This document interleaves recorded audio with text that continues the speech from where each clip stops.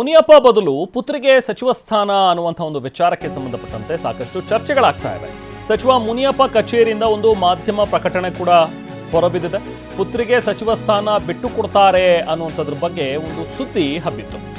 ಆದರೆ ಇದು ಸುದ್ದಿ ಸುಳ್ಳು ಅಂತ ಹೇಳಿ ಹೇಳ್ತಾ ಇದ್ದಾರೆ. ಈಗ ಈ ವರದಿ ಸತ್ಯಕ್ಕೆ ಬಹಳ ದೂರವಾಗಿದೆ ಅಂತ ಹೇಳಿ ಒಂದು ಸ್ಪಷ್ಟನೆಯನ್ನು ಕೂಡ ಸ್ವತಃ ಮುನಿಯಪ್ಪ ಅವರ ಕಚೇರಿಯಿಂದ ನೀಡಲಾಗಿದೆ.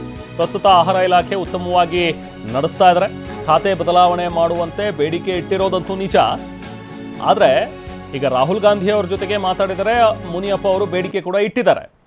ಹಾಗಂತ ಅವ್ರ ಸಚಿವ ಸ್ಥಾನವನ್ನು ಬಿಟ್ಕೊಟ್ಟು ಅವರ ಪುತ್ರಿಗೆ ಸಿಗುತ್ತೆ ಅನ್ನುವಂಥ ಒಂದು ಮಾತುಗಳೆಲ್ಲವೂ ಕೂಡ ಊಹಾಪೋಹ, ಅದು ಸತ್ಯಕ್ಕೆ ದೂರವಾದಂಥ ಮಾತು ಅಂಥೇಳಿ ಒಂದು ಮಾಧ್ಯಮ ಪ್ರಕಟಣೆಯನ್ನು ಈಗ ಸ್ವತಃ ಮುನಿಯಪ್ಪ ಅವರ ಕಚೇರಿಯಿಂದ ಹೊರಡಿಸಲಾಗಿದೆ. ಸಮಾಜ ಕಲ್ಯಾಣ ಖಾತೆ ನೀಡ್ತೀವಿ ಅಂಥೇಳಿ ನನಗೆ ಭರವಸೆ ಸಿಕ್ಕಿದೆ, ಅಂದರೆ ಮುನಿಯಪ್ಪ ಅವರಿಗೆ ಭರವಸೆ ಸಿಕ್ಕಿದೆ. ಬಹುಶಃ ಖಾತೆ ನೀಡೋದು ಕೂಡ ಬಹುತೇಕ ಖಚಿತ ಅಂತಲೇ ಹೇಳಲಾಗ್ತಾ ಇದೆ. ಹಾಗಾಗಿ ಈ ಸುದ್ದಿ ಏನು ಹೊರಬಿದ್ದಿದೆ, ಅವರ ಸಚಿವ ಸ್ಥಾನದ ಬದಲು ಅವರನ್ನು ತೆಗೆದು ನಂತರ ಮಂತ್ರಿಮಂಡಲಕ್ಕೆ ಅವರ ಪುತ್ರಿಯನ್ನು ತಗೋತಾರೆ ಅನ್ನುವಂಥ ಒಂದು ಮಾತು, ಅದು ಸುಳ್ಳು ಅನ್ನುವಂಥದ್ದನ್ನು ಈಗ ಮಾಧ್ಯಮ ಪ್ರಕಟಣೆಯಲ್ಲಿ ತಿಳಿಸಿದ್ದಾರೆ.